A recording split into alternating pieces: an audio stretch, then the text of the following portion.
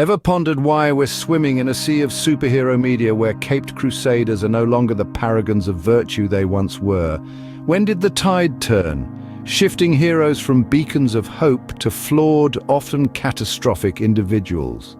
Welcome to a dive into the world of deconstruction parodies, where our beloved superheroes are stripped of their saintly veneers to reveal their more down-to-earth and often darker sides. A prime example of this trend is the hit series The Boys, where the superhero team, rather than being a force for good, is a band of morally bankrupt individuals. The Boys presents us with a stark contrast to traditional superhero narratives.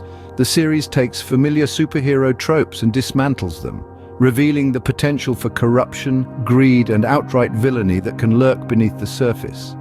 It's a critique of the superhero genre, an exposé of the power dynamics and celebrity culture that can accompany such a status. Characters in The Boys are not just flawed, they're deeply damaged, often acting more like villains than heroes. They're selfish, reckless, and driven by their own desires rather than a sense of duty or justice.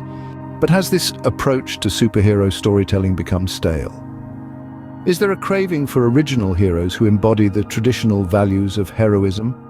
In The Boys, and indeed in much of today's superhero media, the novelty of the deconstruction parody is wearing thin. We're inundated with stories of heroes behaving badly, and the shock value that once accompanied such narratives is dwindling. There's a sense of longing for originality, and for new heroes who aren't just reimagined versions of established characters. Audiences are ready for fresh faces, for heroes who can inspire and uplift, who can provide a counterpoint to the cynicism and darkness that's become so prevalent in the genre. In essence, the superhero landscape is due for a change. The deconstruction parody has had its moment in the spotlight, but there's a growing desire for something different. To summarize, the current state of superhero media is in flux.